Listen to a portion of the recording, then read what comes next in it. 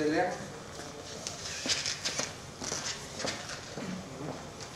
La segunda.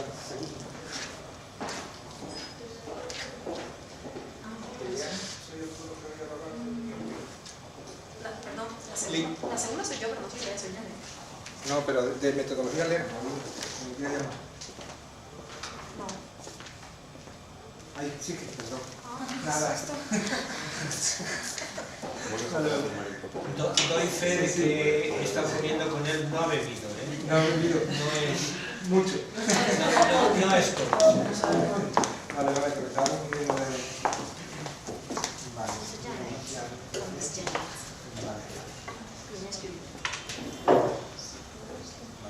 Soy del grupo de Ferran. Sí, creo que son Javier.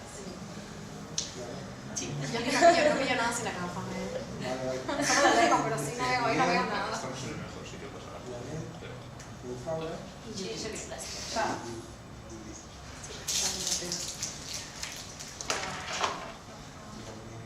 Te hago fotos. Sí, pero además, si puedes en la segunda. Para que salgas. Eso es. Y en esta para que salga lo de. Bueno, vamos a empezar. Sí, gracias. Después de la historia del exceso de moderación. Buenas tardes. Vamos a iniciar una sección o sesión nueva en Inforsalud, donde bueno, la Sociedad Española de Informática de la Salud no hace mucho, hace año y medio ha constituido lo que se llama el Comité Asesor Científico de la Sociedad Española de Informática de la Salud. Curiosamente que estaba previsto en su estatuto casi de origen de la propia sociedad, pero no se había considerado como una prioridad disponer de él, pero bueno, ya la propia Junta Directiva lo promovió, lo constituyó y está funcionando. Y esta sección es, digamos, fruto de una de las intervenciones de lo que el Comité Asesor Científico de la SEI está haciendo ya en realidad en la actividad de la propia sociedad, con el objetivo de promover la actividad científica verdadera, es decir, con un enfoque científico fuerte. La SEI en realidad la mayoría de su forma de enfoque es más desde el punto de vista profesional, de la propia realidad, que tiene por supuesto el valor que tiene, que es gigantesco, pero aquí lo que estamos ya es promoviendo, digamos, una actividad científica más convencional, entre comillas, y a la vez promover la participación de los jóvenes y de los científicos jóvenes y de los estudiantes, que son el futuro y ya casi el presente de la sociedad científica nuestra, de la SEI, y de lo que el Sistema Nacional de Salud necesita.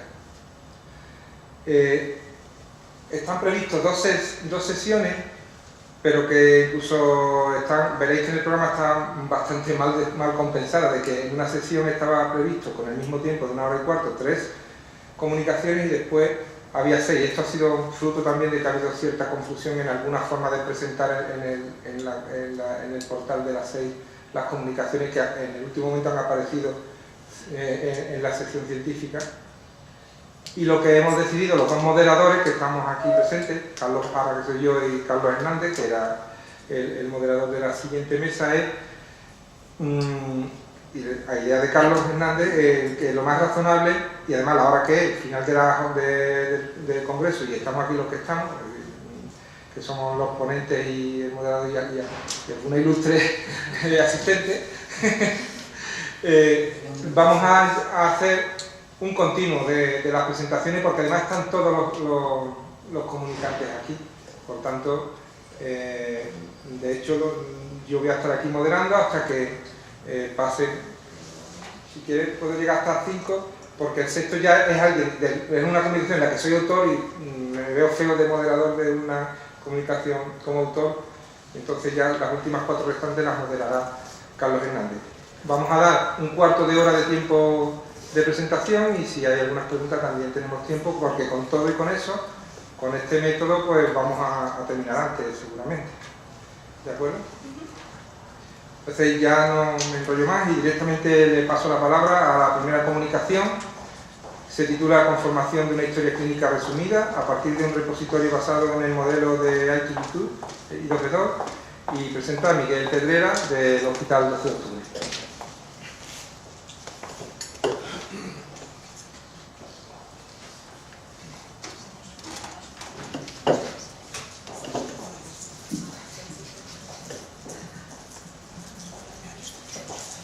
Bueno, primero, muchas gracias, Carlos, por la presentación. Vale la oportunidad de contar aquí en este foro nuestro trabajo. Y como comentaba Carlos, el trabajo se titula Conformación de una historia clínica resumida a partir de un repositorio basado en el modelo de datos I2V2. Se ha llevado a cabo en el Hospital 12 de Octubre, pero indirecta o directamente en él pues, han participado otros compañeros, otros grupos, como por ejemplo la Universidad Politécnica de Madrid y el Instituto de Salud Carlos III. El contenido que os voy a contar hoy sigue el guión básico de un trabajo de este tipo, comenzando con una introducción al trabajo, los métodos que se han seguido para su elaboración, los resultados que se han obtenido, la discusión y las conclusiones a las que hemos llegado y por último las líneas futuras que plantea este trabajo. En primer lugar, este trabajo surge en torno a un repositorio normalizado que tenemos en el hospital que concentra datos de la historia clínica electrónica y también de otros sistemas de lo que sería el entorno hospitalario del Hospital 12 de Octubre y además también concentra datos de lo que sería la Jurisdicción de Atención Primaria de Madrid. Este repositorio para nosotros es de gran valor, ya no solo por el volumen de información que contiene, sino también porque todo lo que se registra en él, todo lo que se persiste en él, se persiste de manera normalizada, tanto que sería los datos que introducimos en él están codificados, no solo el valor de esa observación, lo que sería el dato clínico, sino también el propio concepto que se observa en cada observación, también aparece codificado en el repositorio. Podéis ver en la tabla que aparece en la diapositiva un resumen a grosso modo de las distintas secciones de datos por las que está compuesta el repositorio y como veis cada una de ellas tiene una tecnología de referencia que es con la que se codificarían, ¿no?, las observaciones que responden a cada uno de estos grupos de observaciones. Este repositorio, como se puede deducir del título de la presentación, se basa en un modelo normalizado conocido como I2V2, I2V2. Este modelo de datos fue diseñado o fue concebido para facilitar la reutilización de los datos de salud, de los datos clínicos y en concreto a nosotros, al hospital, gracias a este repositorio y a una plataforma que le da uso, nos permite hacer consultas al repositorio para definir cohortes de pacientes en base a una serie de características, una serie de condiciones que han de cumplir. Y facilita lo que sería el primer caso de uso de mejorar el reclutamiento para estudios o ensayos y llevar a cabo estos propios estudios y ensayos clínicos. Así a modo de resumen, no voy a entrar mucho en detalle, pero este modelo I2V2 se basa en dos componentes principales, en dos pilares, lo que sería el propio modelo de repositorio, que sigue un esquema en estrella, como veis en la diapositiva, con una tabla central de observaciones y una serie de tablas auxiliares que enlazan a la primera y que le dan información de contexto a la observación. Aquí, como veis, en una de las tablas sí que aparece denominada como Concept Dimension, que es donde están persistidos los conceptos clínicos que se van a observar en la tabla central. Como digo, entra codificado tanto el propio concepto, que es la entidad observable, como la propia observación en sí, si es una variable categórica. Y además, I2V2 se respalda en una ontología que a todos estos conceptos le da una jerarquía, una estructura y crea lo que llaman modelo ontológico I2V2, que es muy útil y de hecho a nosotros nos ha sido muy útil para este trabajo, luego veremos por qué, pero permite hacer búsqueda de conceptos, búsqueda de observaciones basadas en conceptos a partir de un concepto de jerarquía superior y agruparlo por lo que serían tipos de observaciones. Por ejemplo, gracias a esta ontología somos capaces de identificar todas las observaciones que responden a un problema de salud y diferenciarlas, por ejemplo, de todas las observaciones que responden a un procedimiento o, por ejemplo, a una prueba de laboratorio. Entonces, como digo, este repositorio a nosotros, al hospital, nos permitía y nos permite hacer esta búsqueda de un grupo de pacientes, de cohortes, pero en este trabajo lo que se ha querido demostrar es estudiar y validar la capacidad de este repositorio para un uso para el que en principio no fue concebido, que es el uso de constituir a partir de él, conformar a partir de él, una historia clínica resumida de pacientes individuales. Podéis ver el esquema muy así a modo resumen, lo que sería la metodología, ¿no? del trabajo, que sería a partir de unas fuentes desagregadas que tenemos en el hospital y en atención primaria, que son de base de datos de sistemas que es complicado que interoperen entre sí.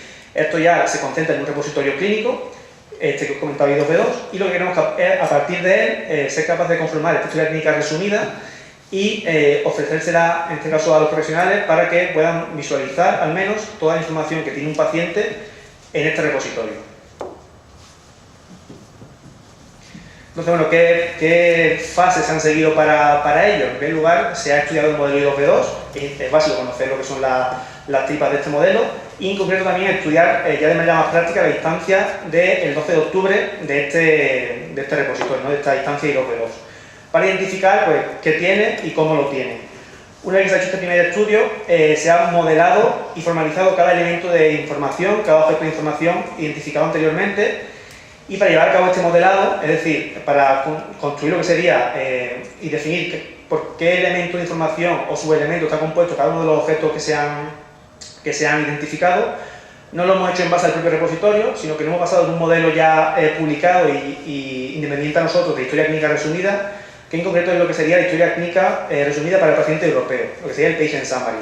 Es una historia clínica también estructurada y codificada, un modelo de historia clínica resumida, y nos hemos basado en él para poder validar también la capacidad y la completitud de nuestro repositorio para constituir este modelo. Si lo hubiéramos hecho en base al propio repositorio, pues habríamos solamente identificado aquello que tenemos, pero queremos también validar hasta qué punto es completo lo que hay en él. Una vez modelado estos objetos y formalizado mediante arquetipos, hemos definido la correspondencia de estos elementos de información de cada arquetipo a lo que sería la base de datos del repositorio, lo que sería el modelo I2B2, y nos ha permitido definir las consultas a la base de datos para extraer la información que necesitamos, los datos que necesitamos para constituir nuestro modelo.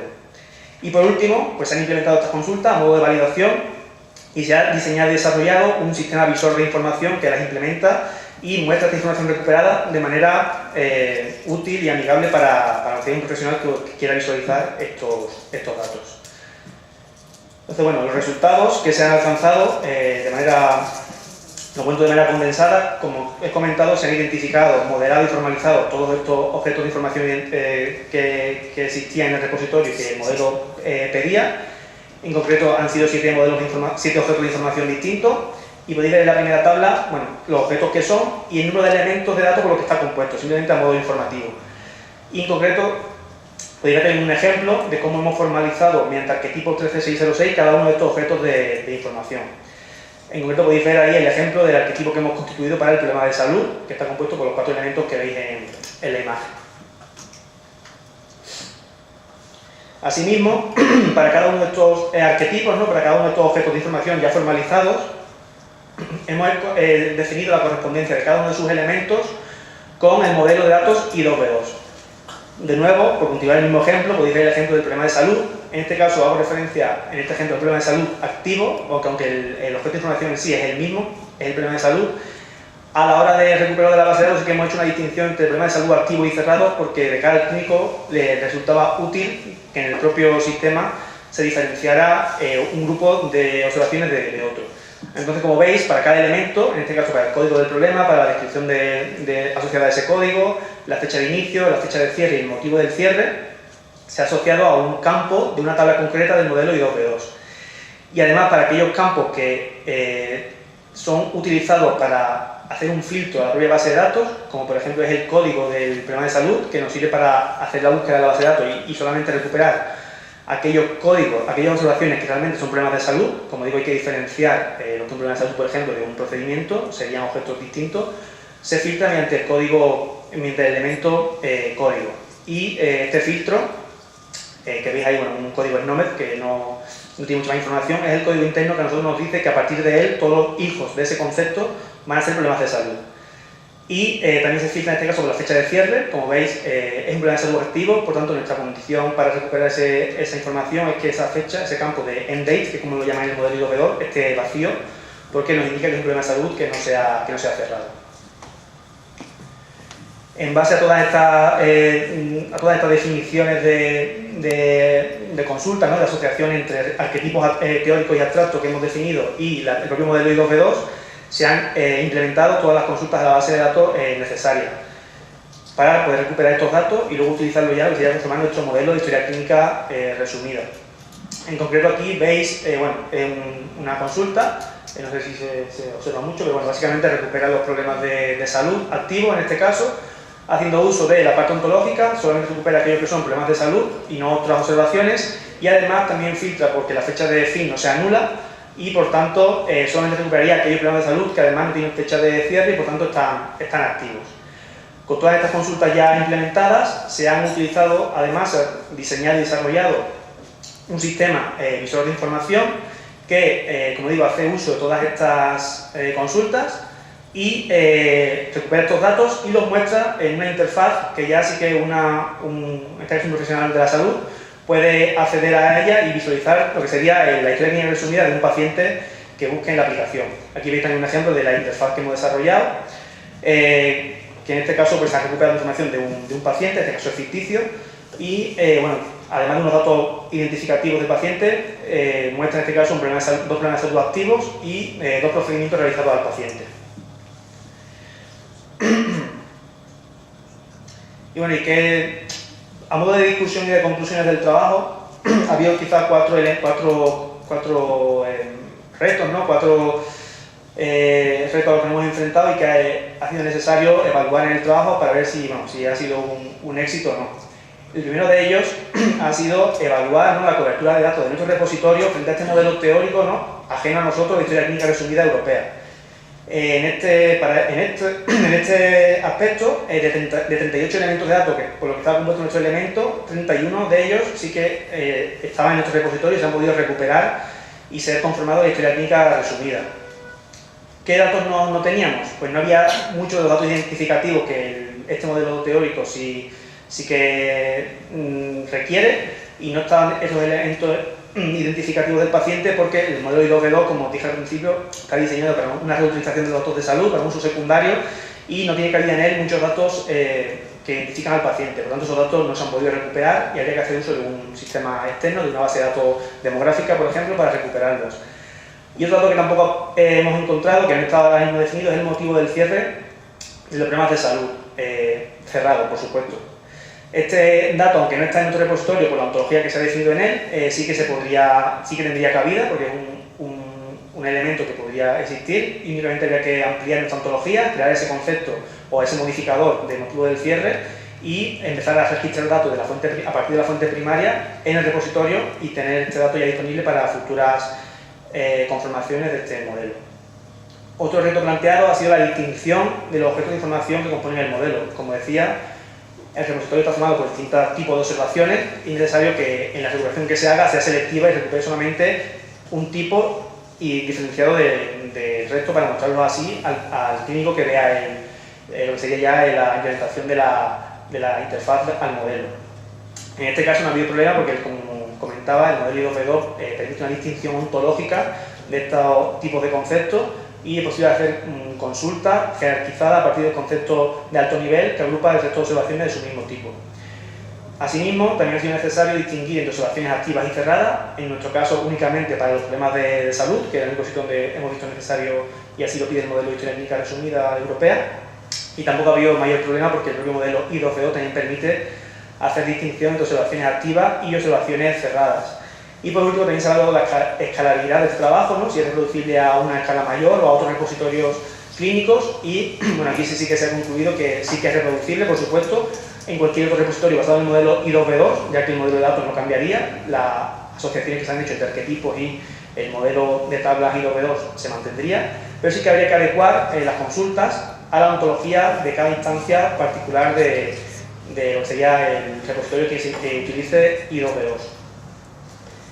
Y ya por último, las líneas futuras que nos plantean este trabajo pues son varias, las tres así quizás más inmediatas. Sería, por un lado, mejorar la cobertura de los datos, como comentaba, hay algunos elementos que no se han podido recuperar, especialmente el motivo del cierre, que quizás es el único que sí que tendría cabida en el modelo ontológico y se podría mejorar nuestro repositorio para para que se empiece a registrar este dato, que puede ser muy interesante.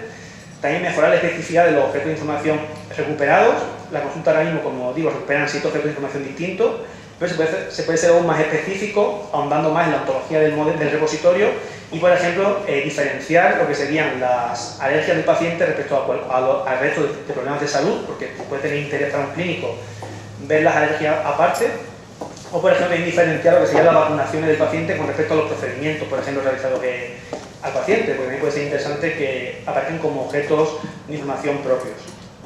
Y por último, también puede ser muy interesante modelar, no solo en este caso, las observaciones de manera plana, como hemos hecho en este primer trabajo, sino también modelar las relaciones de temporalidad y las relaciones entre observaciones y su información de contexto, de manera que sería posible a partir de este repositorio, y con un trabajo quizá un poco más profundo que este primero que hemos realizado, crear no solo una historia resumida del paciente, sino una historia resumida longitudinal, que nos dé una información sobre la vida clínica del paciente, lo que ha ido pasando, por qué observaciones, por qué procedimientos, por qué problemas de salud se han diagnosticado desde que comenzó a tener información en este repositorio hasta la fecha actual, y crear así una línea de la vida de este paciente.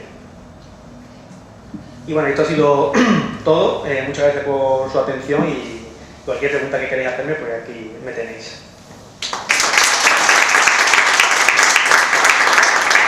Gracias, Miguel, porque has clavado el tiempo. Sí, no, yo ya me ensayado, digo. Sí. ¿Alguna pregunta?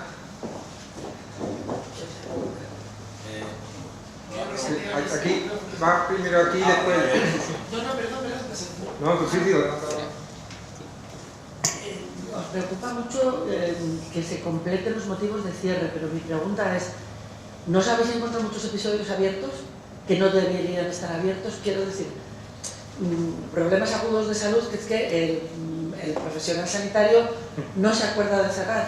Sí, lo que sería ya evaluar la calidad del propio repositorio como tal, independientemente ya de esta implementación que hace uso de él. Gracias a esto hemos encontrado muchos casos de ese tipo, los que son problemas de salud que realmente se diagnosticaron, se solucionaron y por lo que sea no aparecen cerrados. No es una cosa, no es algo habitual, porque en el proceso de carga del repositorio sí que se tiene en cuenta este tipo de... Sí, y se intenta que no ocurra, pero sí que ocurre, y es algo que habría que solucionar ya no tanto ni siquiera en el repositorio como tal, sino en la fuente primaria de la historia clínica del paciente. Como digo, también cargamos datos de primaria, y también ha pasado mucho en lo que llaman ellos episodios de clínicos de primaria, que tampoco están abiertos siempre, y eso dificulta mucho el distinguir los problemas de salud activos de los cerrados. Por modelo se puede, no hay problema. El ISO lo cumple, el problema es si no se hace un buen uso de la fuente primaria, se extiende al repositorio secundario, y por lo tanto también se extiende a la implementación que se haga a partir del repositorio.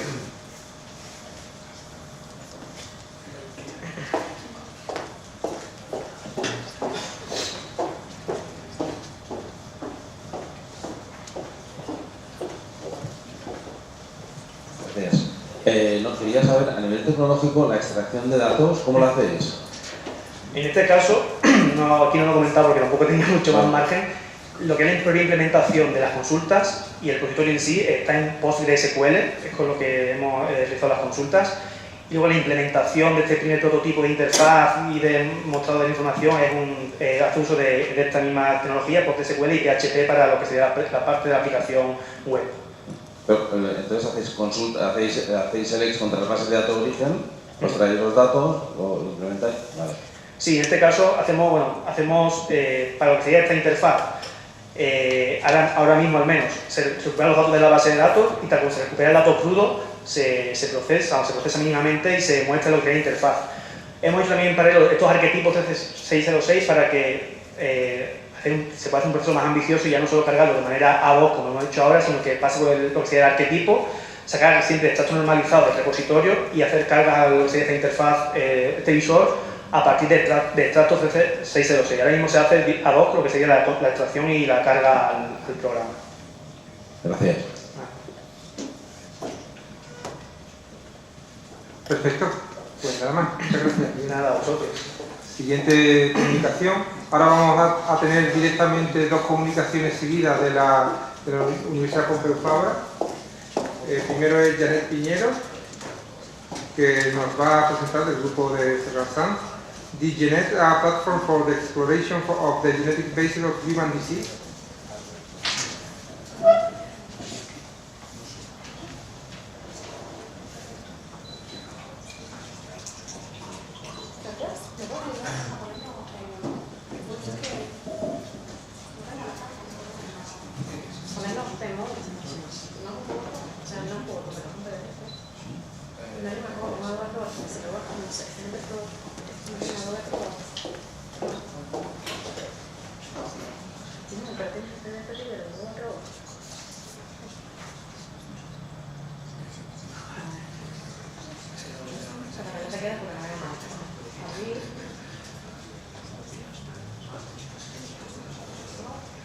Yo voy a estar de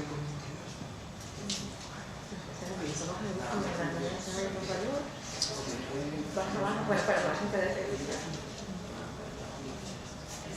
no ve como PDF, porque ya dice que aquí hay un ver, una presentación, modo pantalla completa.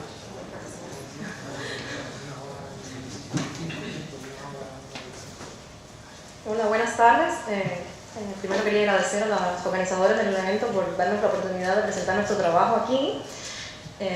Bueno, mi nombre es Janet y soy una estudiante de postdoc en el grupo de Informática Biomédica Integrativa, que es liderado por, como he dicho, Ferran Sanz y Laura Furlo, en Barcelona.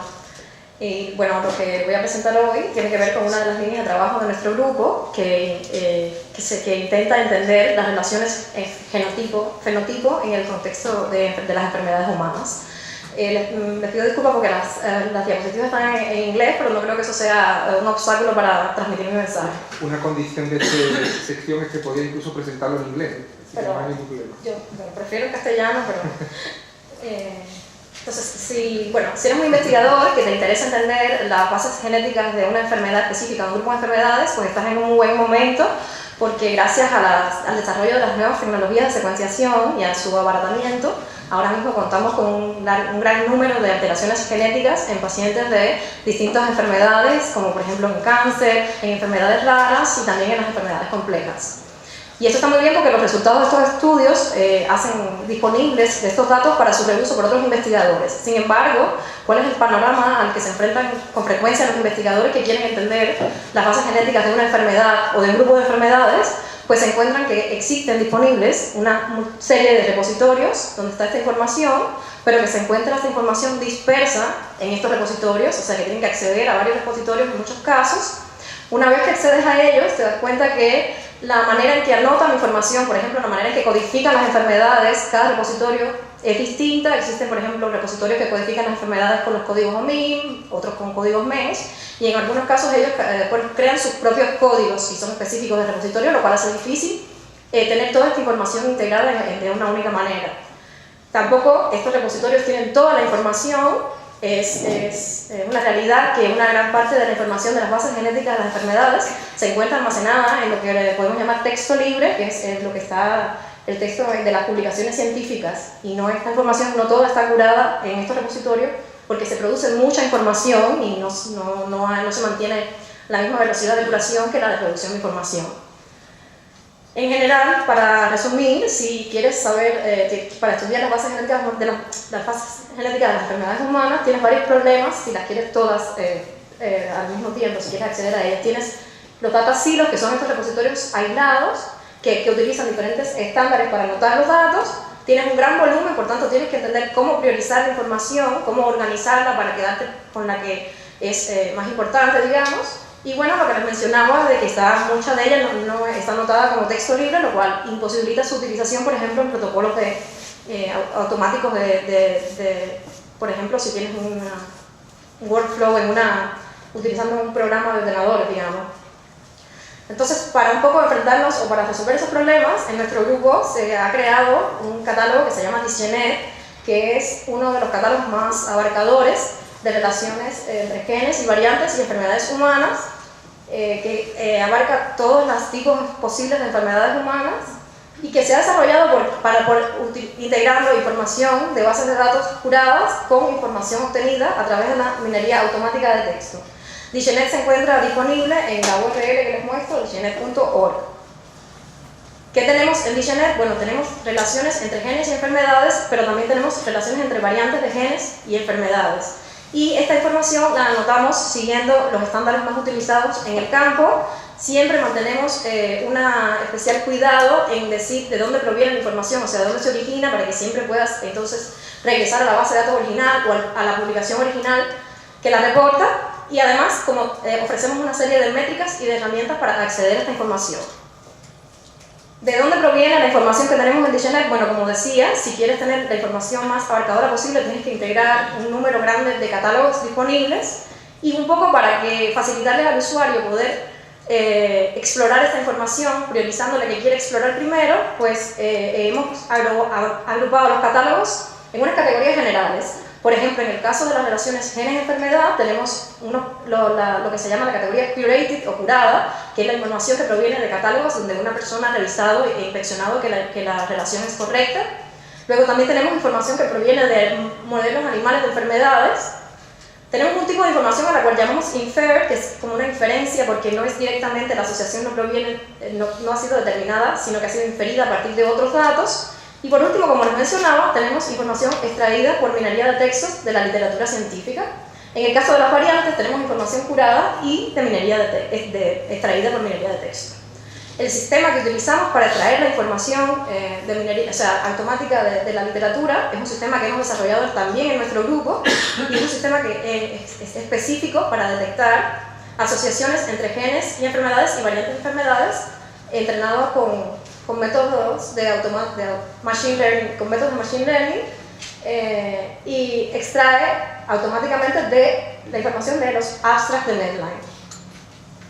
¿Cuánta información tenemos? Bueno, tenemos mucha información. Actualmente la versión de DigiNet, que es la versión número 6, porque no lo mencionaba antes, pero ya es una herramienta que tiene cierta estabilidad y llevamos varios años desarrollándola, esta versión tiene más de 500.000 de relaciones entre genes y enfermedades y más de 200.000 relaciones entre variantes y enfermedades. Y de esta slide quería destacar que la información que viene de la minería automática de textos, en el caso de las relaciones genes-enfermedad, es más del 60%. Y eso ilustra la necesidad de poder extraer esta información de la literatura y de cuánto todavía falta por completar los catálogos existentes. Bueno, ¿cómo se ve un poco la información de DigiNet? Aquí estoy mostrando el número, un histograma que muestra el número de genes por enfermedad. Y lo que vemos muy rápido, por ejemplo, es que si te fijas en las bases de datos curadas, se ve que aproximadamente el 60% de las enfermedades están asociadas a un único gen. Sin embargo, lo que se ve en esta cola de aquí es que hay enfermedades como distintos tipos de cáncer y otras enfermedades que podemos clasificar como grupos que no son per se una enfermedad, sino grupos de enfermedades, por ejemplo, mitochondrial diseases, pues están asociadas en este caso a miles de genes. Entonces, ¿cómo priorizar la información? ¿Cómo filtrarla? Bueno, ya les decía que para eso usamos distintas métricas y atributos. O sea, a los genes y las variantes y las diseases de DigiNet las anotamos con atributos provenientes de distintas bases de datos y también con atributos que nosotros diseñamos para facilitar la exploración y filtrarla. En aras de no extender demasiado, les invito a ir a la web y revisar más sobre estos atributos. Pero bueno, sí quería mencionar brevemente que también para las asociaciones gen-enfermedad tenemos atributos y uno de ellos, y muy importante, es el score de DigiNet, que lo que te permite es rankear una asociación, digamos, que está buscando Alzheimer's disease. Vas a tener 1000 genes asociados al Alzheimer's disease. ¿Cuál es más importante? Bueno, para eso te sirve el DigiNet Score. Y tenemos otro tipo de métricas que te permiten filtrar y ordenar la información. ¿Cuál es la ventaja de todas estas integraciones de datos y de estandarizarlos? Que lo puedes usar para responder distintos tipos de preguntas. Por ejemplo, preguntas relacionadas con la investigación de fármacos, preguntas relacionadas con la investigación en enfermedades raras, y también te sirven, por ejemplo, los datos de variantes han sido utilizados para hacer la anotación de pipelines de secuenciación de pacientes. También se han utilizado para investigar los mecanismos moleculares que causan las comorbilidades entre diseases y, por supuesto, para entender mejor las enfermedades humanas. Muy brevemente, un posible caso de uso de los datos de DigiNet es, como les decía, en el contexto de las enfermedades raras. Si ustedes entran en Orphanet, que es el recurso más que uno va a buscar si está trabajando en una enfermedad rara y busca la distrofia muscular de Duchenne, va a encontrar que hay solo 2 genes asociados y eso es básicamente lo que va a encontrar, además de encontrar un montón de información de la distrofia muscular de Duchenne, sobre los síntomas, etcétera, etcétera. Pero si uno quiere saber la base genética, pues tienes estos 2 genes que están aquí, DMD y LTB4, y básicamente eso.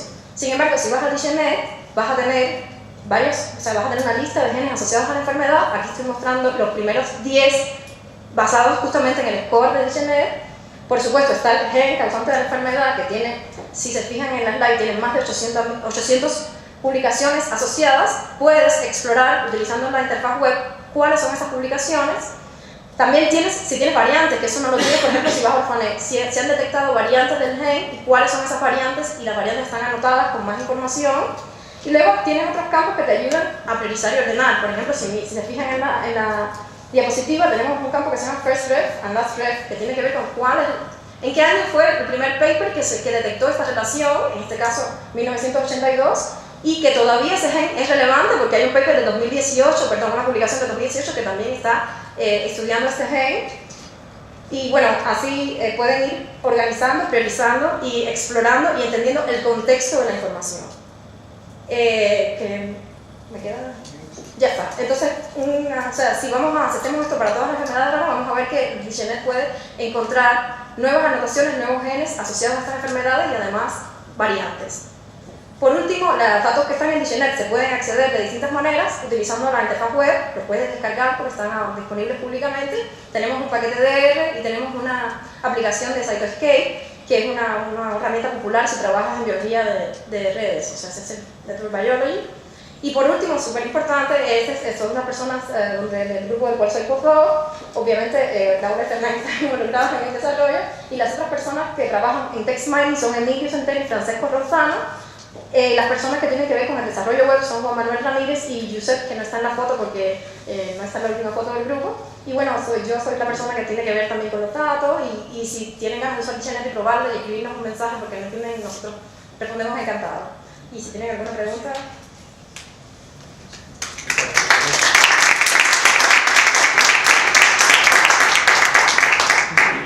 ¿Alguna pregunta para Janet?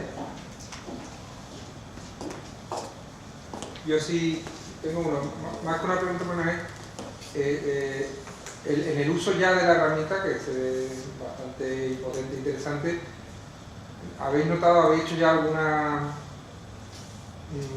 tenéis evidencia de que algunos investigadores hayan identificado y desarrollado investigación en base a las correlaciones que han ido encontrando? Sí, normalmente pongo una diapositiva que dice, bueno, que tenemos como más de 200, 300 citas, y luego tenemos una manera de seguir cuántas personas hacen queries a la web, y tenemos como 20.000 usuarios al año, una cosa así. O sea que yo creo que, y además, por supuesto, utilizamos DigiNet en algunos proyectos de comorbilidades que tenemos en el grupo. Tenemos ahora mismo un proyecto de toxicidad de fármacos y también resulta útil para ese proyecto. O sea que... Muchas gracias. No, es solamente la última columna de la tabla. Ahí, es el número de enfermedades. Claro, porque que un gen está asociado, el DMD está asociado a la distrofia, te dice eso, pero además saber a cuántas otras enfermedades está asociado también te resulta útil, porque sabes si es un gen específico solo para esa enfermedad, o es un gen como pleiotrópico que participa en otras enfermedades. Entonces por eso nos parecía interesante y navegamos. Sí.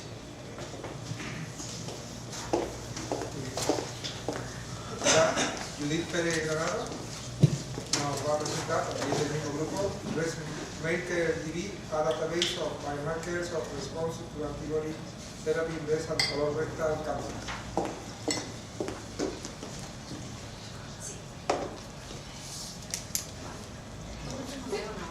Buenas tardes, gracias a la organización por darme la oportunidad de presentar uno de los proyectos en los que trabajamos en el grupo.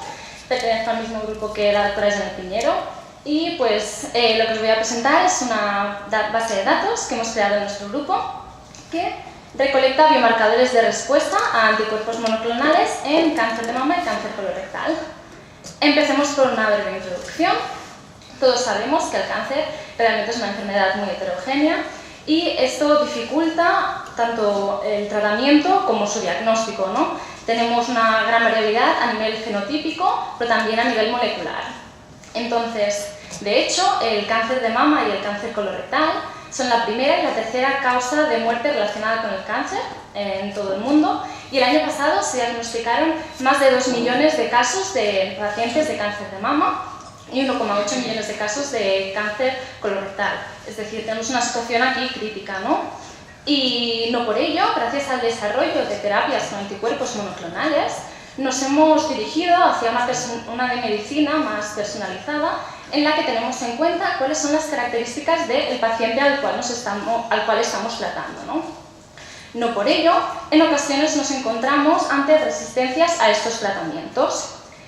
En este caso, si tuviéramos biomarcadores de respuesta a estos tratamientos, podríamos entender cuál es el mecanismo molecular que está teniendo lugar en esa respuesta al tratamiento y entonces desarrollar unos tratamientos que fueran más indicados para el paciente que estamos tratando.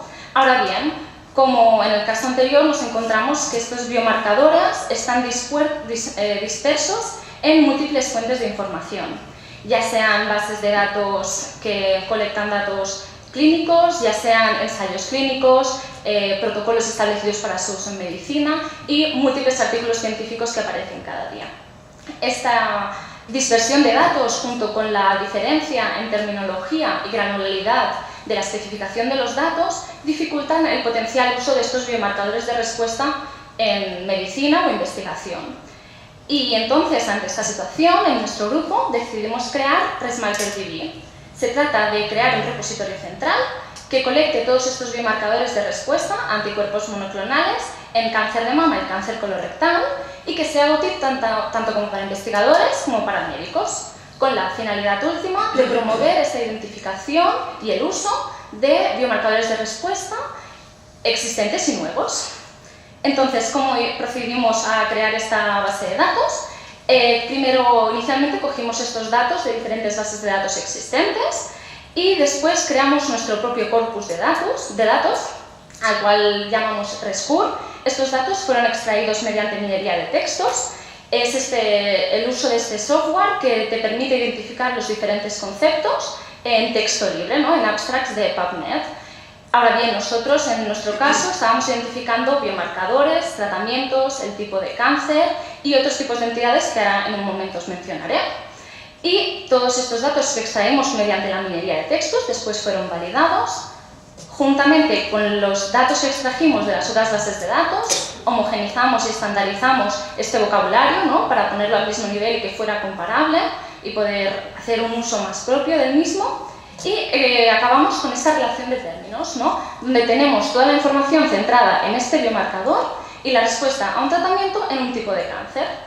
Para toda esta relación de entidades, además, damos de dónde se proviene esta información, es decir, la fuente de información, además del nivel de evidencia, es decir, si se trata de datos preclínicos, clínicos o protocolos ya establecidos. Y además ofrecemos una oración que recogería pues, la asociación que existe entre los diferentes términos que estamos ofreciendo. Entonces, una vez recolectamos todos estos datos, homogenizamos, creamos una interfaz web mediante el cual el usuario puede entrar una pregunta, ya sea por biomarcador, tumor o tratamiento, o una combinación de los mismos. Y, por ejemplo, pongamos que estamos interesados en las evidencias que hay sobre la expresión de RB2, que es una mutación muy común en el cáncer de mama, y trastuzumab, que es un anticuerpo clonal que se usa para su tratamiento. Vemos que los resultados se muestran en formato de tabla, en el cual cada fila supone una combinación diferente de biomarcador, gen, fármaco, tumor, respuesta, el nivel de evidencia, la fuente y esta oración que os decía que englobaba la asociación entre las diferentes entidades. Y también tenemos características interesantes como serían hipervínculos o este botón de saber más, ¿no? Clicaríamos a esta I de información y nos iría más allá. Por ejemplo, en esta evidencia preclínica veríamos que se trata de un xenograft. Así que podemos investigar y dar un paso más adelante en la información que disponemos. Además, tenemos filtros por cada tipo de campo y reordenación de estos, además de información. Por ejemplo, estamos diciendo aquí qué tipo de información nos estamos refiriendo con este nivel de evidencia, ¿no? Se trata de pues, el tipo de experimento que nos avala esta evidencia que estamos reportando. Además, todos los datos están disponibles para su descarga. Algunas estadísticas de los datos que hemos recolectado. Aquí vemos que tenemos el primer diagrama de Venn, vemos que tenemos diferentes tipos de biomarcadores de diferente naturaleza, la mayoría de ellos son de variantes genéticas. Y después, en el segundo diagrama de Venn, tenemos la cantidad de biomarcadores que se reportan por cada fuente de información de la cual recolectamos los datos. Y me gustaría destacar dos cosas en concreto. La primera es que solamente 4 biomarcadores eran comunes a estas fuentes de información distintas. lo cual muestra que es realmente necesario este repositorio central y único que te ponga todos los datos en común y te los homogeneice y estandariza. Así como que encontramos 67 nuevos biomarcadores, lo que supone un 25% de los datos que contenemos en nuestra base de datos mediante esta minería de textos, ¿no?, que anotamos propiamente. Lo que nos demuestra que existen aún muchos datos en la literatura, como ya nos ha dicho Janet, que quedan por anotar y ser extraídos correctamente.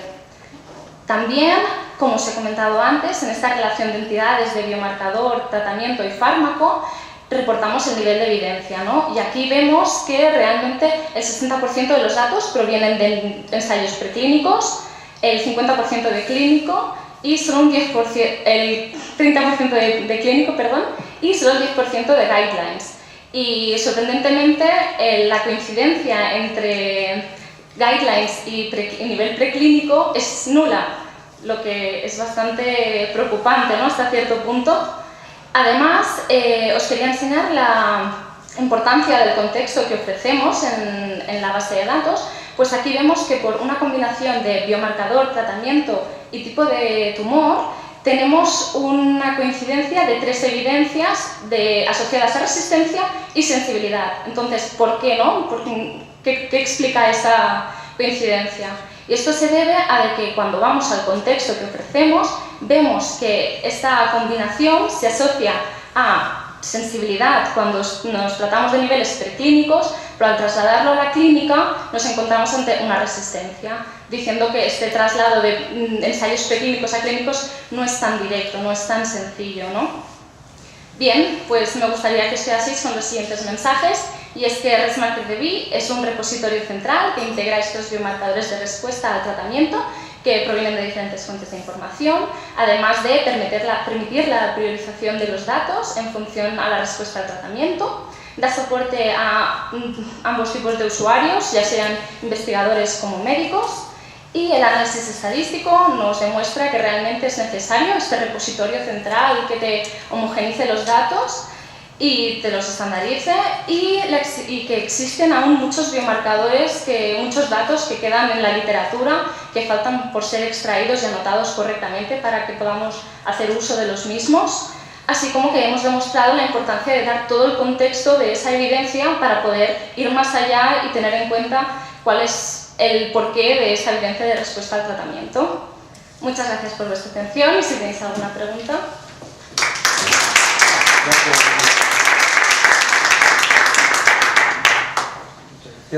¿Alguna pregunta?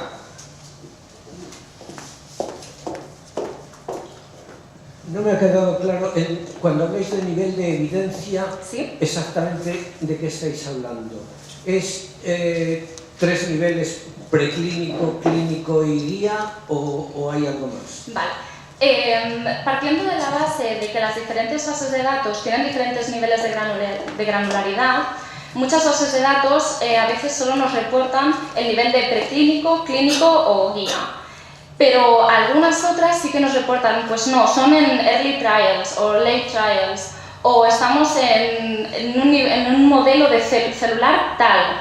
O sea, entonces lo que nosotros hemos hecho ha sido homogeneizar estos datos, ofrecemos para todos ellos este nivel de evidencia preclínico, clínico y guideline como el más alto en la jerarquía, y en los que nos podemos ir profundizar más a nivel de jerarquía, pues también lo hemos hecho. De hecho, si me lo permite, tengo aquí una diapositiva en la que, por ejemplo, en las guías podemos decir de qué fuente, si son de FDA o de NCCN, el nivel de clínico, si el nivel celular o incluso qué tipo celular se trata, el nivel de evidencia, y lo mismo a nivel clínico.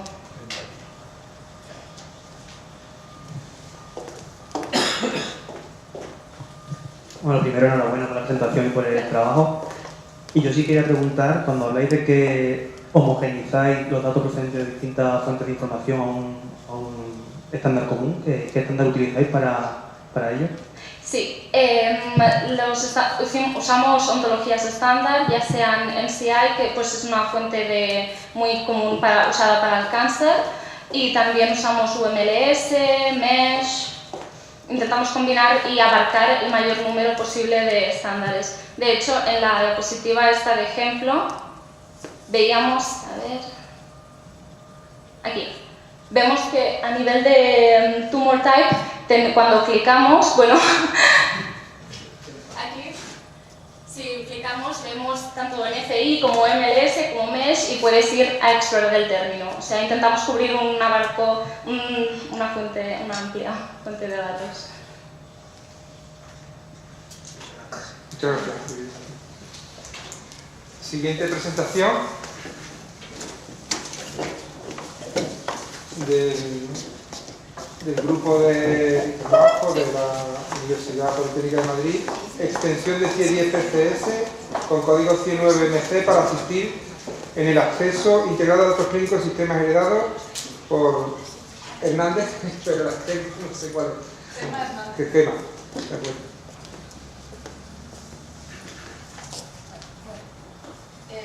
Empezar dando las gracias a las 6 por darnos este espacio a los jóvenes investigadores para presentar nuestro trabajo. Yo voy a presentar una extensión que se hizo de... Vale, ahora sí. Pues eso, que gracias por este espacio y voy a presentar una extensión del sistema de codificación CIE10 PCS con conceptos de CIE9. Imagino que aquí unos sabréis más, tendréis más campo de investigación en CIE, pero bueno, voy a tratar de dar una introducción a lo que son y explicar un poco el problema y por qué se decidió desarrollar esta extensión. Este trabajo se ha desarrollado dentro de la colaboración entre el grupo de informática biomédica de la UPM con Custodis, que es una empresa con la que el grupo ha colaborado en varios proyectos y que es una empresa de seguridad informática especializada en entornos clínicos. Entonces, este trabajo se ha desarrollado en el GIT, en el grupo de informática biomédica, que está liderado y fundado por Víctor Maojo, que es un catedrático y que ha participado en varias de las ponencias de este congreso. Bueno, el grupo tiene una amplia área de investigación y tiene bastante experiencia en la participación en proyectos europeos y nacionales, y la amplia variedad de temas en los que se embarca se debe a que el personal que lo formamos tenemos un background bastante distinto. Para poner el contexto de por qué se ha desarrollado esta extensión, tengo que presentar INSEC, que es un proyecto que generó el problema e impulsó el desarrollo de este trabajo y es donde se está aplicando la solución. INSEC es una plataforma que trata de ayudar en el proceso de diseño de ensayos clínicos y de reclutamiento de pacientes para los ensayos. Entonces, dentro de esta plataforma hay un constructor de criterios de elegibilidad que utiliza una serie de terminologías clínicas y para procedimientos se ha decidido utilizar la extensión que hemos desarrollado. Es una solución que se aplica a nivel europeo, ya que INSEC tiene más de 50 hospitales ya de toda Europa conectados. Y bueno, ya entrando en detalle de lo que sigue. Actualmente tenemos los sistemas de historias clínicas de todo el mundo ya tienen unos datos de gran valor para poder explotar y sacar conclusiones. ¿Qué ocurre? Que este valor se incrementaría mucho más si además pudiéramos agregar esos datos y consultarlos y explorarlos de manera conjunta. Entonces, uno de los pasos para permitir esa interoperabilidad fue la adopción de sistemas de codificación. El siguiente paso fue que esos sistemas de codificación fueran estándares, ya que eso nos ocurre muchas veces en laboratorio. Tenemos sistemas de codificación, pero cada uno es específico para un hospital o un sitio. Entonces, cuando queremos consultar o explorar información, datos ya a nivel más global, nos encontramos con la necesidad de desarrollar mapeos, etc. Y el tercer problema, que es el que ocurre con CIE, que es CIE es un estándar de terminologías tanto para procedimientos como para diagnósticos, y es que ha tenido que evolucionar para mantenerse actualizado con los conocimientos de la salud. Entonces, hasta 2016 se usaba en los hospitales españoles para codificar los datos de pacientes hospitalizados de procedimientos CIE9, pero por varias razones que explicaré a continuación, se decidió migrar a un nuevo sistema de codificación, CIE10, que tiene un tratamiento completamente distinto. Bueno, CIE 9 tenemos un ejemplo ahí, el 97.32, es un concepto. Es una terminología que tiene 4 niveles de profundidad en cuanto a terminología y empieza clasificando los procedimientos a nivel de sistema y va profundizando en cuanto al tipo de operación y parte del cuerpo. CIE 10, aquí tenemos un ejemplo abajo de un concepto de CIE 10 que pasa de 4 niveles de profundidad a 7 y en cada nivel tenemos un eje de información completamente distinto y muy delimitado. Entonces, como veis, es un planteamiento de generar terminologías completamente distinto. Para poder utilizar o explorar los datos antiguos que hasta 2016 estaban codificados con el CIE 9 y a partir de ahora ya están codificados con CIE 10, el Ministerio de Sanidad publicó los CIE Maps, que tratan de ser como mapeos de una terminología a otra. Idealmente, lo que nos ofrecerían es para un concepto de CIE 9 el concepto sinónimo en CIE 10. Eso es idealmente, en la realidad eso no es posible, ya que son bastante incompatibles. Y lo que ofrece realmente es que para cada concepto de CIE 9, el CIE Map te ofrece todas las posibilidades de CIE 10 que existen para ese concepto, pero que añaden información que no teníamos en un primer momento. ¿Por qué no podemos tener la solución ideal? Pues hay muchas incompatibilidades entre CIE 9 y CIE 10. Aquí hemos identificado 3. Tenemos el gran salto de granularidad semántica entre CIE 9 y CIE 10. Por ejemplo, la lateralidad. En CIE 9 nunca contemplaron incluir en sus conceptos de procedimientos la lateralidad, mientras que en CIE 10 lo incluyen prácticamente todos. Entonces nos encontramos el caso de que si tenemos biopsia de pulmón y queremos traducirlo a CIE 10, o bien nos quedamos en un concepto muy general que sería una excisión en un sistema respiratorio, perdiendo la localización, o bien ya tendríamos que decir si es el pulmón derecho o el pulmón izquierdo, y es información que no tenemos. Otra gran incompatibilidad es la ambigüedad de muchos conceptos de CIE 9, que es una de las razones por las que se decidió que ya no se podía seguir actualizando y seguir usando y que teníamos que migrar a una nueva terminología. Y es que tienen muchos conceptos que agrupan procedimientos muy diversos. Y entonces para analizar datos así, por ejemplo aquí tenemos el 7990, que es operación no específica sobre lesión de hueso en un sitio no específico. Ahí puedes meter muchas cosas, procedimientos de naturaleza muy diversa. Entonces, eso, además de que no tienes información suficiente, si lo quieres traducir a CIE 10, que es muy específica y muy concreta, pues tienes un gran problema. Y finalmente, luego es la diferencia de información. En CIE 9 a veces hay cosas como en prostatectomía transuretal guiada por láser inducido, la parte del láser inducido no la puedes traducir en CIE 10. Entonces te encuentras que tienes información en CIE 9 que no tienes en CIE 10 y al revés también. Aquí quería dar un ejemplo ilustrativo de la problemática y de la solución que nosotros proponemos, cómo hemos solucionado este problema.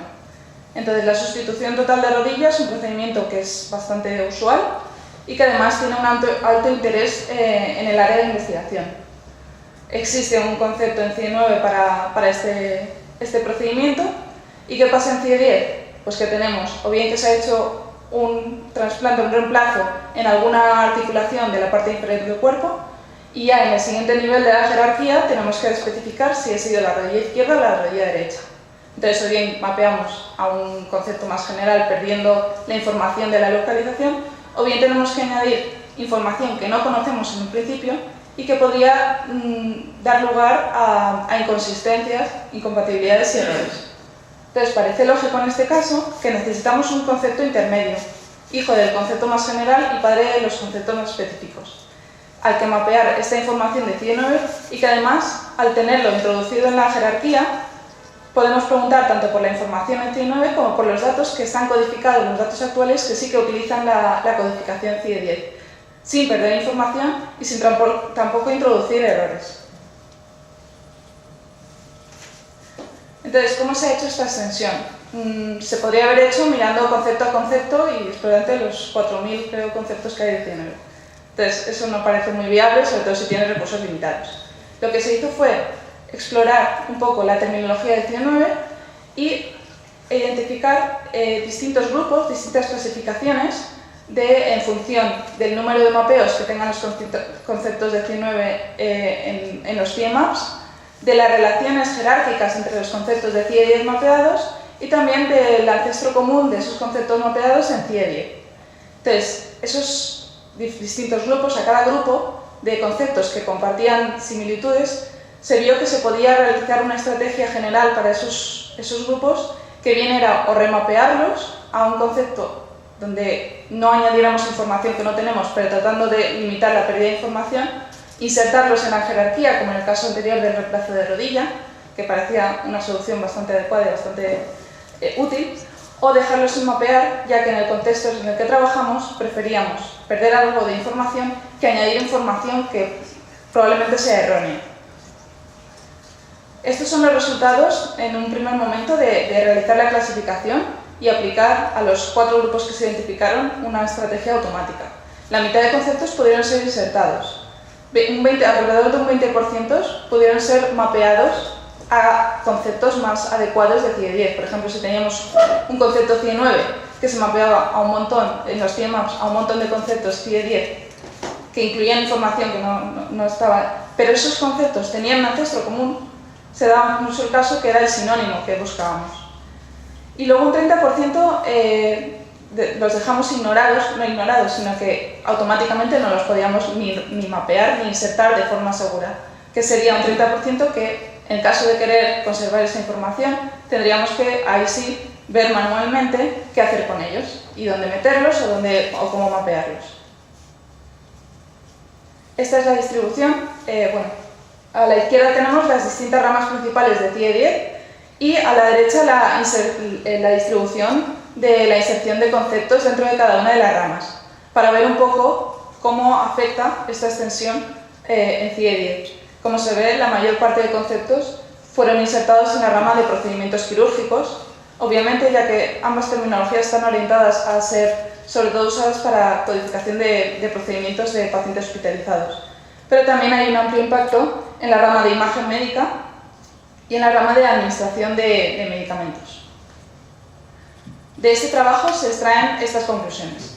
Principalmente el gran reto que existe a la hora de querer explotar conjuntamente a día de hoy los datos antiguos que están codificados en CIE 9 y que tienen valor por el volumen elevado de los que existen, con los datos más actuales que están codificados en CIE 10 y que tienen relevancia dado a la actualidad de esos datos. Nosotros hemos desarrollado esta extensión que trata de compatibilizar ambas terminologías en la medida de posible, pudiendo desarrollar ya mapeos más precisos y evitando añadir información desconocida que podría alterar los resultados de todo análisis que se trate de realizar si usáramos directamente los CIE maps. Y bueno, el siguiente paso, la siguiente línea de trabajo sería este trabajo así desarrollado para la parte de procedimientos de CIE, hacer algo similar con la parte de diagnósticos, en la que el problema es similar, no a tanta escala, pero también hay un problema similar y se podría desarrollar un planteamiento parecido. Y bueno, ya muchas gracias por escucharme y si hay alguna pregunta.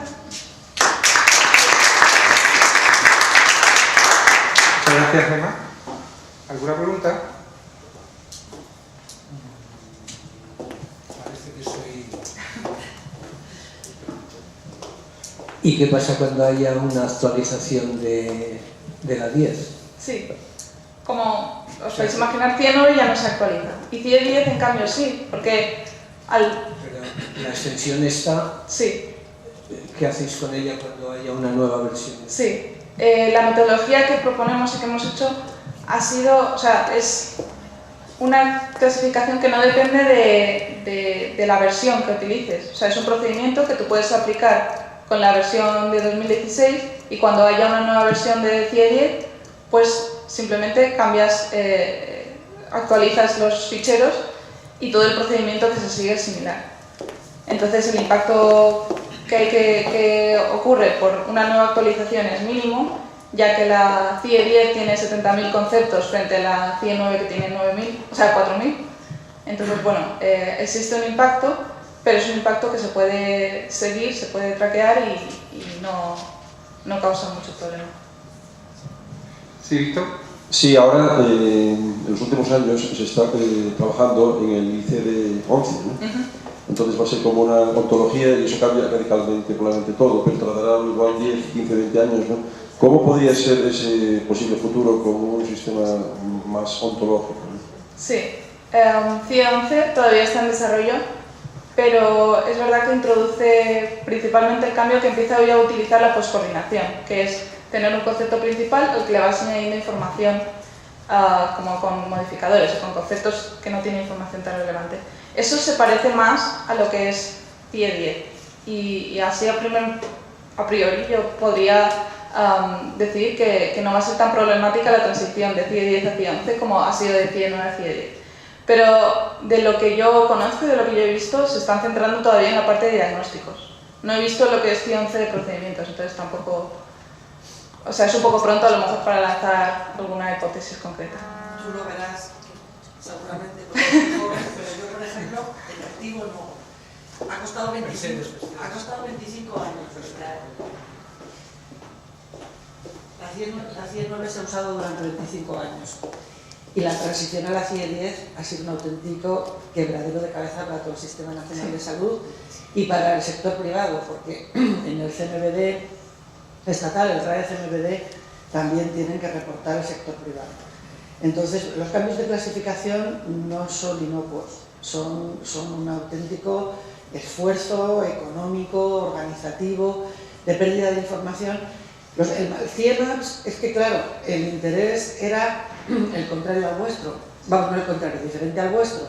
Lo que se trataba era de no perder la serie histórica, pero la serie histórica en cuanto a, por ejemplo, costes y pesos de la hospitalización. Claro. Entonces, claro, el enfoque es absolutamente diferente al que hacéis vosotros. Depende mucho del contexto, claro. Y por eso quería introducir un poco el por qué y para qué sirve, sobre todo. Claro. Esto está orientado a utilizar los datos para investigación. Claro, y el enfoque es que o sea, vosotros miráis hacia adelante y nosotros lo que mirábamos era hacia atrás, claro. Pero para poder mantener la serie hasta que tengamos 5 o 6 años con la 10, claro. Y ya no necesitemos la 9, porque sí. Tenemos que saber ahora si un determinado GRD sigue comportándose igual que se comportaba con la 9 y, claro. Y tenemos que verlo con la 10. Por lo tanto, claro, es un enfoque diferente que no está pensado en la investigación y por lo tanto pues, tenéis vosotros la necesidad de hacer extensiones. La 11, efectivamente, está OMS absolutamente empeñada, primero, en ganarle la carrera a SNOMED y en segundo lugar, en implantarlo ya. Pero sin embargo, los países nos resistimos como gato panza arriba, porque realmente la modificación clínica tarda mucho en hacerse, esa la hace Estados Unidos habitualmente, ya no la hace la OMS, sin procedimientos y sin la modificación clínica a los países nos sirve de poco y posiblemente en 2 o 3 años, porque están muy empecinados, se va a introducir para mortalidad. Al igual que la CIE-11 se introdujo, la CIE-10, perdón, se introdujo para mortalidad mucho antes que para morbilidad y procedimientos clínicos. Entonces, bueno, iros preparando porque la gente de tu generación lo vais a ver, pero espera que tarde 10 años. Sí. Oye, esperemos que... Pero es verdad que el problema es sobre todo ahora, que tenemos un gran volumen de datos en CIE-9 y luego, no tanto volumen, pero de mucha relevancia, porque son datos actuales en CIE-10. Y en el momento en que tú para investigación los quieras explotar de manera conjunta, se hacen necesarias estas soluciones. Pero esta solución, por ejemplo, es cierto que no vale en otros contextos como el tema de pagos y de cargos... De costes, de variabilidad de la práctica clínica... Sí. Pues muchas gracias. Gracias, Merche. Siguiente comunicación del mismo grupo, Luciano García Giordano. Presenta GenoDraw, a tool to create PCB diagrams based on biomedical terminologies and standards.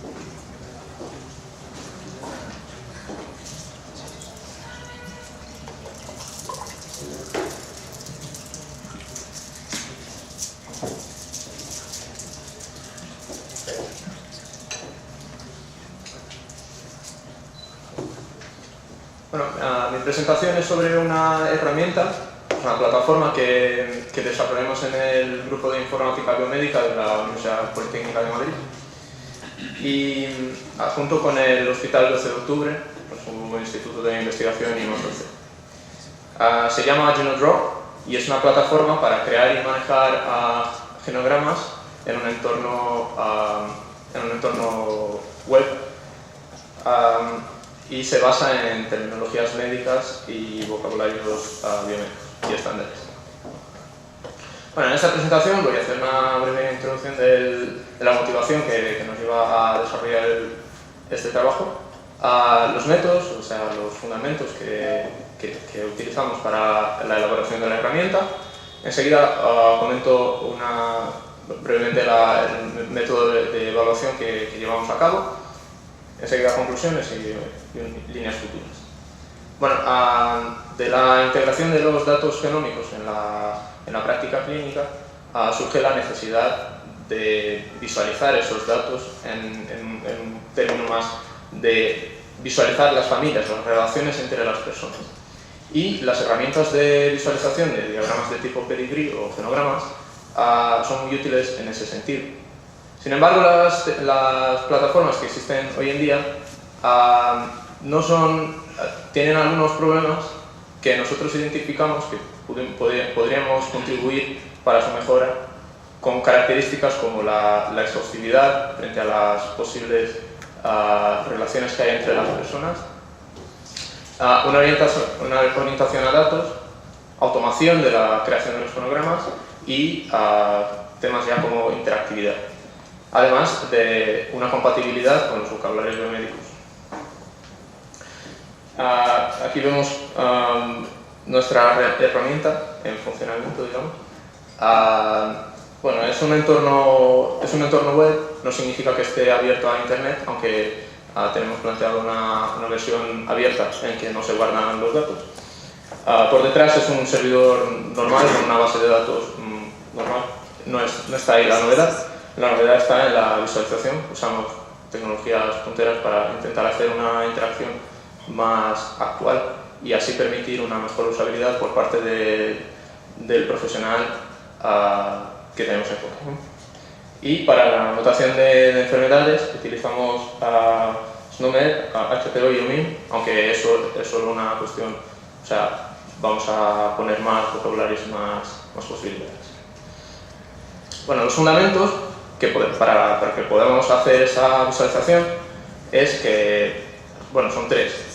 El primer de ellos es que existe una nomenclatura visual que nos permite hacer de una forma es fácil sacar un algoritmo que haga genogramas siguiendo esta nomenclatura, es una nomenclatura estándar de Bennett et al. Y está en su versión actualizada del 2008. El segundo fundamento es que podemos interpretar un genograma simplemente como un grafo, en el que, por ejemplo, vemos que una persona, un crío, tiene su gestación tiene padre, tiene madre, los padres pueden tener una relación entre ellos. Eso nos permite, de la información de cada persona y sus relaciones, interpretar eso como un dato estructurado y de esa forma, pues de ahí generar un genograma. Y el tercer fundamento es que, bueno, como sabemos ya de las cuestiones de los vocabularios, en parte es que si una persona dice distrofia miotónica 1 y otra dice myotonic dystrophy 1, que tengan un código en común para que podamos luego explotar los datos. De esa manera presentamos un algoritmo que hace de forma automática ese traspaso entre los datos estructurados de cada persona y la visualización en la interfaz web. Bueno, por un lado tenemos los datos de cada individuo, por ejemplo, ahí vemos el individuo A es un hombre, el individuo D o B es una mujer, ha fallecido y está afectada por la enfermedad que pusimos como ejemplo, este código de HP. Y las relaciones entre los individuos, por ejemplo, A es padre de C. A partir de eso, utilizamos un algoritmo basado en reglas que hace la formación de un grafo que, como veis, no tiene ningún tipo de estructura en la interfaz. Sin embargo, si con más reglas definimos los alineamientos que deben tener cada una de las entidades representadas. Por ejemplo, este individuo A es al cuadrado significa hombre, este individuo A está casado con el individuo B, tiene que estar en horizontal y tiene que estar por encima de cualquier hijo que tenga. Bueno, ese tipo de restricciones podemos definir como restricciones lineales y presentarlo a un algoritmo de optimización que lleva en consideración cada una de esas restricciones y posiciona sobre la interfaz un genograma como el que vemos que es correcto. Bueno, para evaluar esa herramienta hicimos un test de usabilidad con estudiantes del máster de Ingeniería Biomédica que conocían la nomenclatura pero no conocían ni habían utilizado nuestra plataforma, y presentándoles diferentes casos llegamos al resultado de que estaban familiarizados con la herramienta en menos de 30 minutos, la mayor parte de ellos, y bueno, eso nos demuestra que es posible utilizarlo en un entorno clínico, ¿no? Bueno, ya como discusión comparamos ya las características importantes y la primera de ellas, la exhaustividad, es que en otros sistemas ninguno de ellos, según lo que vimos, presenta la versión actualizada de la nomenclatura, es decir, gestaciones subrogadas y donaciones de óvulo, por ejemplo, son situaciones que no suelen estar bien puestas en esas plataformas, y además muchas de ellas los implementan de forma que no siguen el estándar, que es como la referencia, ¿eh? En términos de orientación a datos, la mayor parte de los softwares, cuando introducen los datos, se pierden luego. Una vez hecho el genograma, se pone ahí el cuadrado que significa hombre, pero ya luego la información de esa persona se pierde. Mientras que en nuestra herramienta todo lo que se inserta, una vez insertado ya no se pierde, y además siempre se crea a partir de los datos. O sea, un genograma nunca se aprovecha en términos de este cuadrado está aquí, entonces aquí es el nombre tal. Esa entidad está conectada por detrás a una entidad que es como lo que dije antes, que es una persona, o sea, un dato estructurado. Bueno, en términos de automación, hay otras soluciones que también presentan una solución basada en grafos. Sin embargo, tienen muchas limitaciones con relación ya a su modelo de datos, ¿no? Por ejemplo, la herramienta presentada por Helger siempre asume que los padres tienen una relación entre ellos, y sin embargo eso no siempre es el caso, mientras que la nuestra sí lo hace. En términos de interacción, no siempre podemos garantizar que la estructura del grafo es correcta, aunque el grafo en sí es correcto. Entonces, permitiendo que el usuario mueva cosas y además que haga cambios, en el sentido de que mientras está en una consulta, el médico puede poner 3 hijos a una pareja, y esos 3 hijos no son solo cuadrados o círculos en un entorno, en una interfaz, son 3 hijos en los datos que están por debajo, ¿no? Y por último, la compatibilidad con vocabularios biomédicos. No conocemos ninguna otra herramienta que lo permita, sin embargo la nuestra sí permite, y tampoco está como que no es compatible solo con uno, es compatible de forma bastante genérica. Bueno, como conclusión, tenemos una herramienta, GenoDraw, que permite la creación, el manejo y visualización de diagramas, de genogramas, y o sea, que está desarrollada en un nivel que creemos que es posible integrar en un entorno clínico, y como trabajo futuro pretendemos hacer una integración más intensa en el sentido de integrar con los Electronic Health Records para ya conseguir datos de las personas y insertar datos a las personas guardadas en una base de datos. Muchas gracias. Gracias, Luciana. ¿Alguna pregunta? Yo sí tengo una, justo relacionada con lo último que has nombrado. Y es que respecto a la integración con las historias de salud electrónica, No sé si habéis planteado algún tipo de integración aplicando el estándar de HL7 de Pedigree que existe. Sí. O sea, no hemos explorado eso demasiado porque el enfoque hasta el momento era conseguir una forma de representar teniendo esa información. Pero una vez teniendo la información, claro, sí es la idea es integrar de esa forma. Entendiendo que tú cumples un estándar como es HL7 Pedigree, y otra cosa es que el esfuerzo que requería también que las historias de salud electrónica hagan esfuerzos de interoperabilidad en base a ese estándar. De hecho, nosotros hemos hecho una experiencia en nuestro grupo, pero aislado de la historia real porque no lo cumple. Porque además, otras posibilidades que da es que podéis generar información relevante para reglas de decisión clínica. Sí. De hecho, incluso para medir un riesgo de cáncer, muchos algoritmos lo que aplican es la relación de Pedigree. Sí. Sí, una cosa. En la anterior, en la tabla, ahí. Sí. No he entendido bien la restricción que tiene Kelleher y colaboradores, que has dicho que asume. Sí, es decir,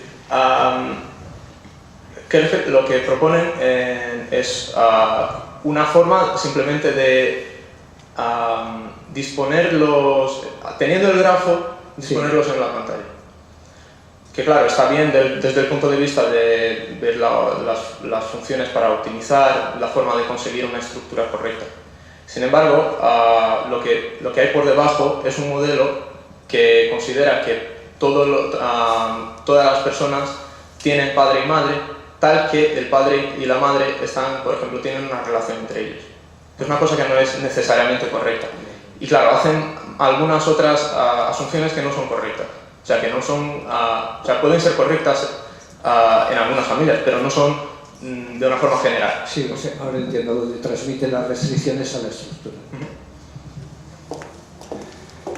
Pues nada, muchas gracias. Y ahora hacemos el cambio de sesión. Yo soy estupendamente aquí. No, es una interés. ¿Y por qué no siguen? ¿Qué más da? No. Estamos fríos. Bueno, es que no te voy a explicar por qué, es que ahora tengo conflicto de interés. Soy autor de las próximas. ¿Y qué más da?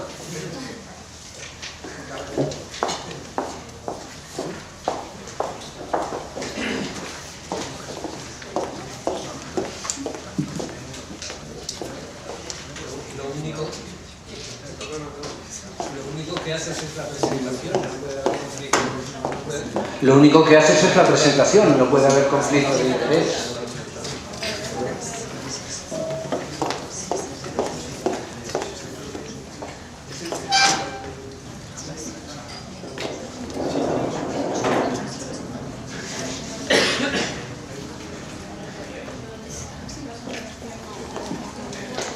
Sería, cuando quieras, sistema de apoyo a la decisión clínica personalizada basado en ontologías para la asistencia integrada de pacientes crónicos complejos.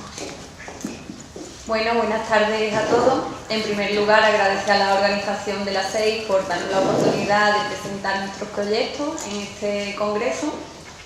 Y bueno, mi nombre es Celia Álvarez, soy ingeniera de la salud y trabajo en el Grupo de Innovación Tecnológica del Hospital Virgen del Rocío de Sevilla.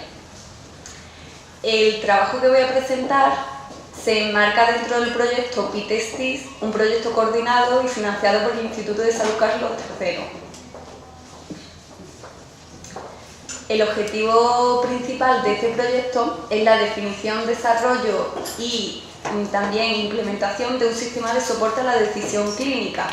Este sistema de soporte a la decisión clínica permitirá mejorar la toma de decisiones en el ámbito de prescripción farmacológica y también reducir la variabilidad en la práctica clínica. Este proyecto se enmarca en el dominio de la asistencia integrada a pacientes crónicos complejos. Este tipo de pacientes se caracteriza por ser mayores de 65 años, estar polimedicados, tener 2 o más enfermedades crónicas, tener un alto riesgo de reingreso y además por acudir a urgencias frecuentemente. En nuestra población, este tipo de pacientes crónicos tiene una alta prevalencia. En nuestra población, entre el 70 y 95% de los ancianos tienen enfermedades crónicas. El principal problema de estos pacientes es la falta de adherencia al tratamiento, que provoca que no se alcancen los objetivos terapéuticos y además incrementa el gasto sanitario. En este proyecto, principalmente hemos seguido los siguientes métodos. En primer lugar, hemos realizado un análisis y un estudio de un conjunto de fuentes de información. Este conjunto de fuentes de información son guías clínicas, que principalmente son de unas enfermedades crónicas que hemos definido para estos pacientes, un conjunto de reglas Stop, Start y Less Crohn, que son reglas o recomendaciones para prescripción y desprescripción farmacológica, y también nos hemos basado en el índice PROFUND, que es un índice para medir el riesgo de mortalidad de pacientes crónicos. En segundo lugar, hemos realizado un modelado de toda la información recogida en la fase anterior, en la fase de estudio de las fuentes de información. Recogimos y definimos un conjunto de reglas o recomendaciones clínicas para la prescripción farmacológica.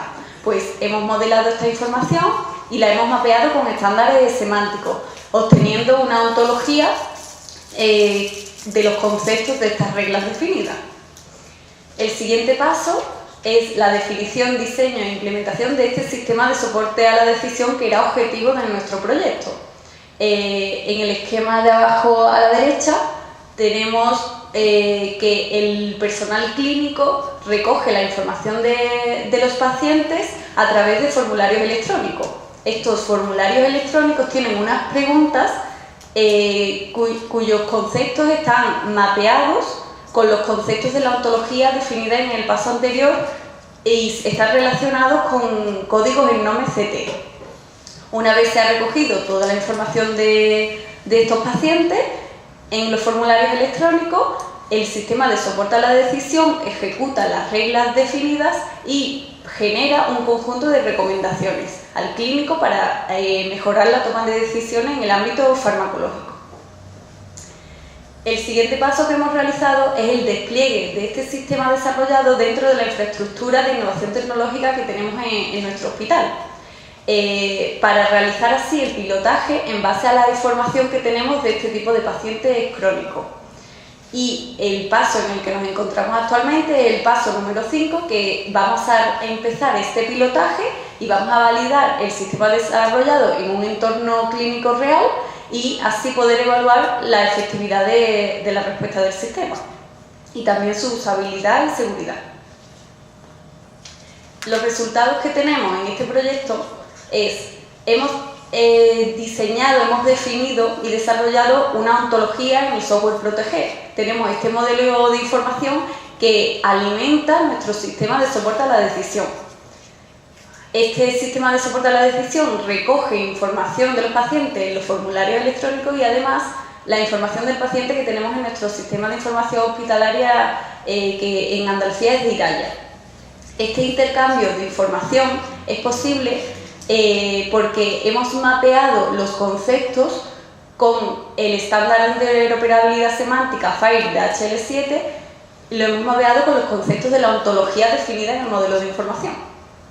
Una vez tenemos toda la información, el sistema de soporte a la decisión ejecuta el motor de reglas y genera las recomendaciones de prescripción farmacológica.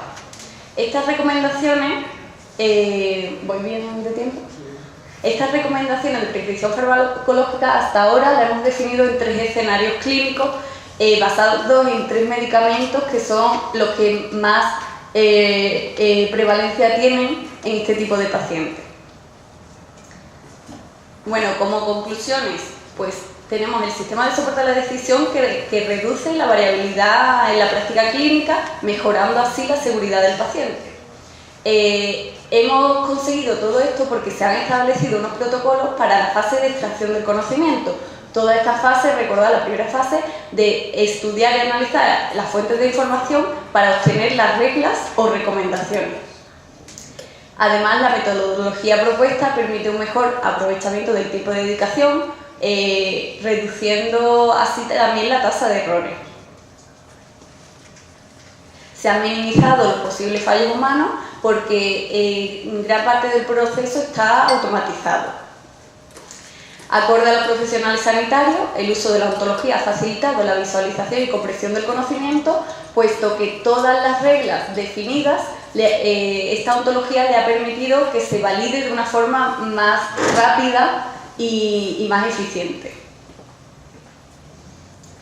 Nuestros siguientes pasos en este proyecto, como he dicho, estamos en la fase de comenzar el piloto, a reclutar pacientes para validar el sistema y evaluar la respuesta que tiene. Y sobre todo, los siguientes pasos, como trabajo futuro, podemos ampliar esta base de conocimiento que tenemos.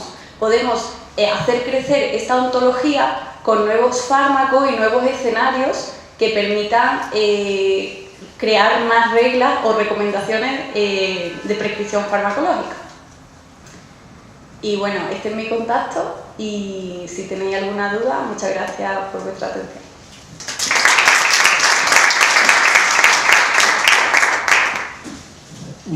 Primera pregunta mía.